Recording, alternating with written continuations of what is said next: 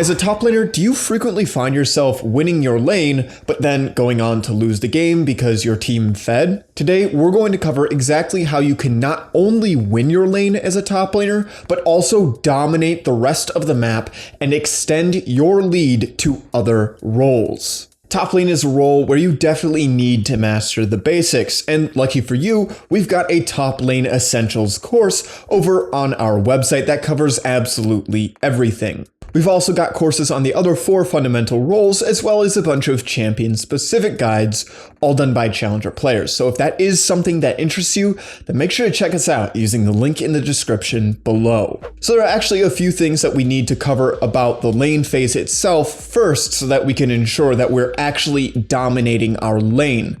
You can't extend a lead to the rest of the map if you don't actually have a lead for yourself. First of all, you need to make sure that you are setting up your waves properly, whether this is for base timers, for pressure in the lane, to roam, it doesn't really matter, but make sure that you're managing your wave properly. This means that you create a slow push to crash into the enemy tower when you want to base without missing any minions or you want to roam.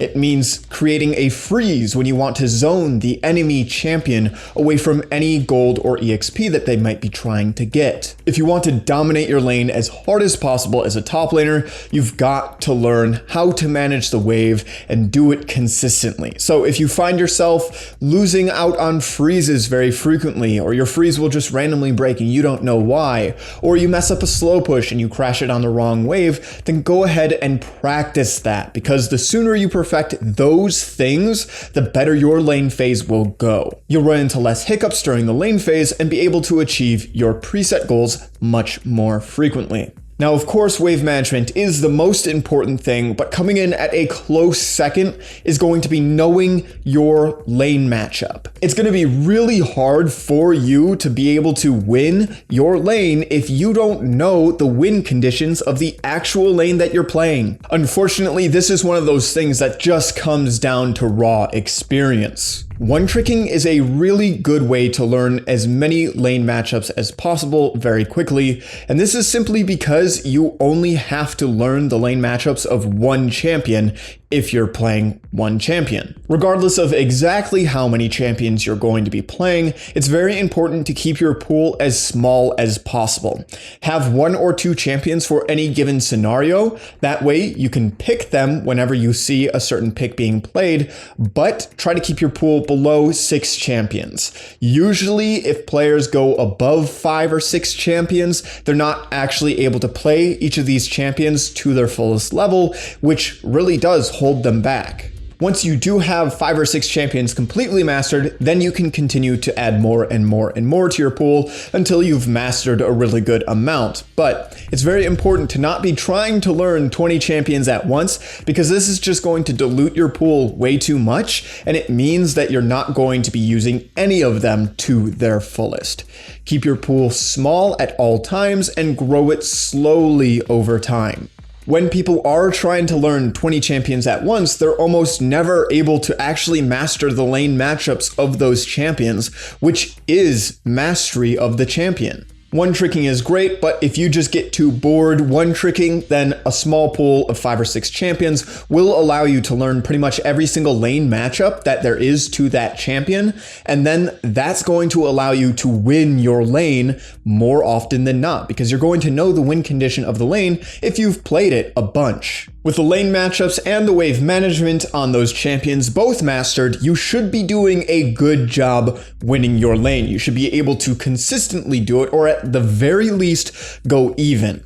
But remember, the issue here is that a lot of the time, top laners are able to win their lane, but then they just lose the game because they feel like they have no say in the game. So how are we going to absolutely dominate this lane and extend our lead to the other players on our team?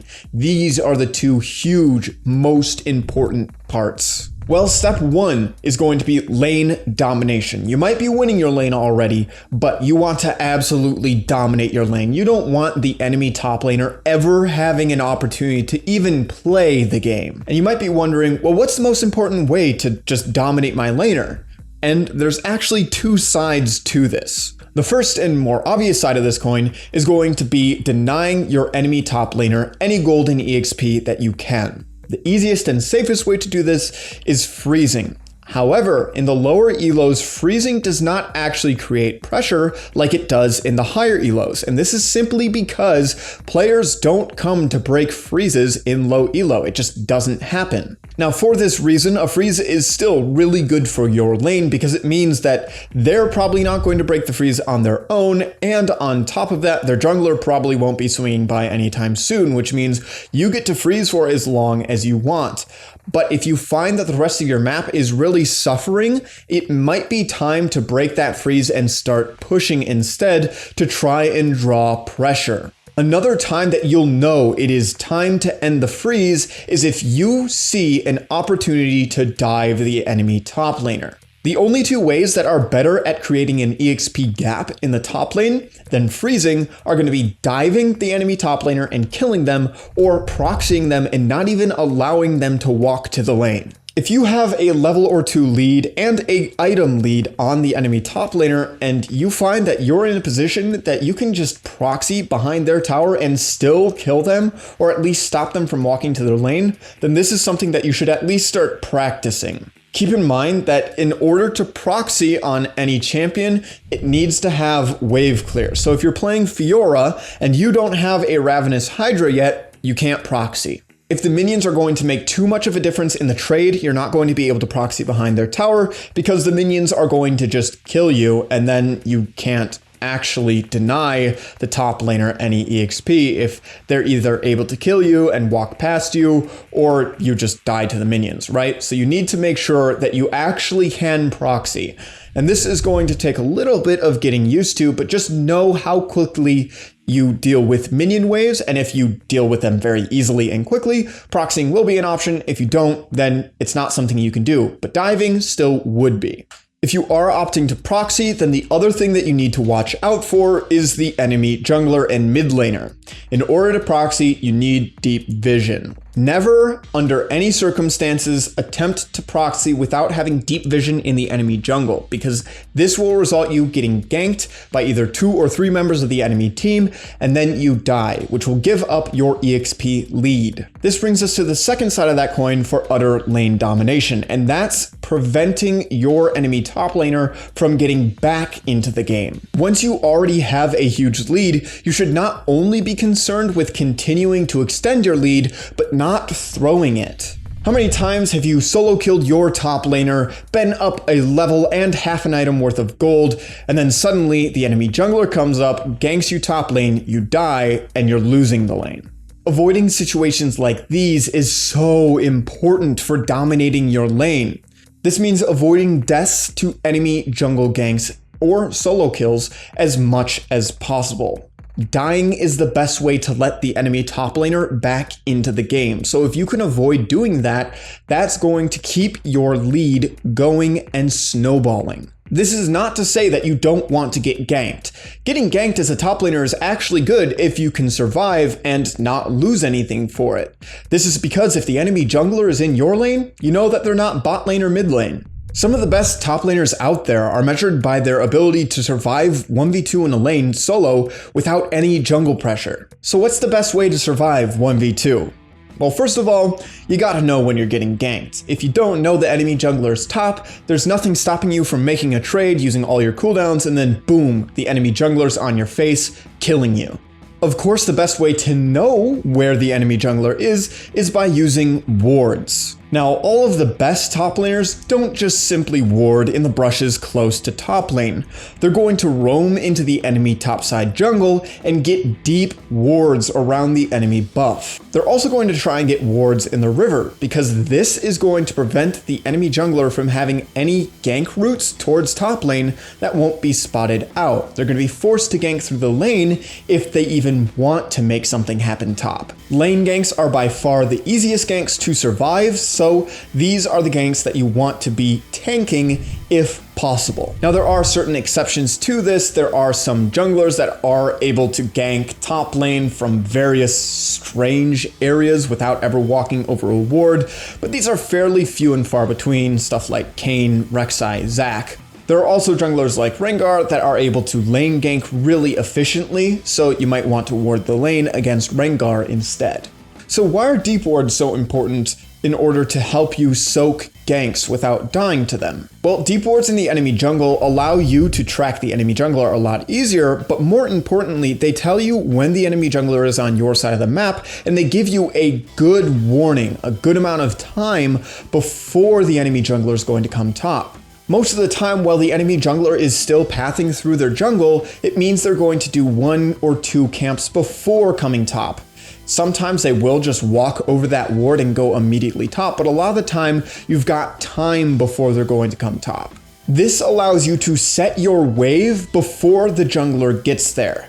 You can create a lane that's either neutral or pushing back to you in about 90% of cases if you are given just 15 to 20 seconds to manage the wave. This is what really makes the difference, and it's what I don't see anyone talking about. You need to understand that the amount of time you are given is what is the big deal with these deep wards. You want these deep wards so you're allowed to set up a very safe scenario even if the jungler does come top. If you are using your wards deeper on the map, then yes, you won't know if the jungler comes top and just sits in your brush for 30 to 40 seconds straight because you won't have a ward in that brush. But if you put your wave in the right spot, that won't matter. This is not to say that this warding strategy is going to make you invincible to ganks. You could still play against the enemy jungler who just decides to sit in your top lane brush for a minute and a half to make a gank work. That's very possible that that could happen. It's not very likely because it's a pretty huge waste of time, but it could happen. Alright, so we've covered the basics of your lane and how to dominate it. Now let's talk about how you can extend that lead to the rest of the map. And the first way, of course, is going to be by making teleport plays. Teleport is by far the best weapon in a top laner's arsenal. However, a lot of the time, teleport goes completely to waste simply because top laners only use it to get back to the lane, and that's it. They'll never use it to get anywhere else on the map. This is not to say that it's always a bad thing to teleport top lane. Early on into the game, it can be good to teleport top lane simply to save your lane state and avoid missing any gold and EXP. However, once you've established a lead in your lane, you should be managing the wave properly to the point where you don't have to teleport top lane anymore. With the deep warding strategy I gave you, you should also be able to avoid most jungle ganks and stay relatively safe, meaning you can save your teleports to help the other lanes, to counter gank mid lane or bot lane, or to help perform a dive in the bot lane. You can also use it to help turn an early fight at Dragon. The thing that you need to keep in mind when teleporting elsewhere on the map is that this is going to diminish your lead on the enemy top laner, and that is completely okay. You're exchanging a small amount of this lead for a much larger lead elsewhere on the map. Remember, you can always go back to your lane and regrow that lead after helping out the rest of the map. But if you just sit on your teleport and refuse to use it for the rest of your team, that means they're going to fall further and further behind, especially to any jungle or mid lane ganks. Teleport is your best friend as a top laner. You can use this to solo win games if you're using it properly. Typically, I try to look for a TP gank or counter gank at least once or twice in all of my games. However, once the lane phase ends, this is a lot harder to do. For this reason, past the lane phase, I try to split push and then teleport to objectives or fights that break out. Sometimes I will see a really good flank ward to initiate a fight with teleport on, but this is a lot rarer of an occurrence. The really nice thing about having teleport later on into the game is you can commit to split pushing without having to worry about your teammates dying or the enemy team just rushing down an objective. If you don't take teleport or your teleport is on cooldown, then there will be a lot of cases where you're just not allowed to go bot lane because you're going to lose out on Baron pressure. This is why teleport is just so strong for continuing to extend your lead as the game goes into its late game stage. You need to make sure you have teleport so you can respond to Baron, and unless you're playing something that can just shred towers and be a huge threat in the side lane, like Tryndamere or Fiora, you're probably not going to be able to draw the proper pressure without having TP. Now, one of the most common responses that I get to this is, but Panther, I can't kill people in the lane phase if I don't take Ignite. If this is the case, it means that you still need to work on your lane phase a little bit. Wave management should be the primary tool that you use in order to create windows of opportunity on the enemy champion that can allow for kills. Ignite is not necessary in order to perform kills on players in the lane phase. Now, it will take a little bit of getting used to in order to learn teleport and the new damage output that you have without Ignite, but once you do learn that, if you're not already taking teleport, you're going to see a whole lot more success, and you're going to be able to impact the map a lot more with teleport. Ignite is largely considered a crutch, especially as you get into higher elo.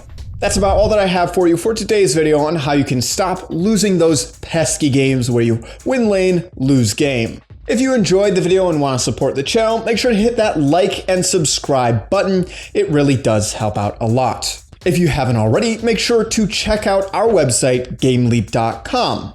Over there, we've got hundreds of guides, all done by challenger players, sorted into a quick and easy to use courses system. We have courses both on the 5 fundamental roles as well as champion-specific courses, so if that is something that interests you, make sure to check us out using the link in the description below. As always, I'm Panther, I hope you learned something valuable, and I will see you in the next one.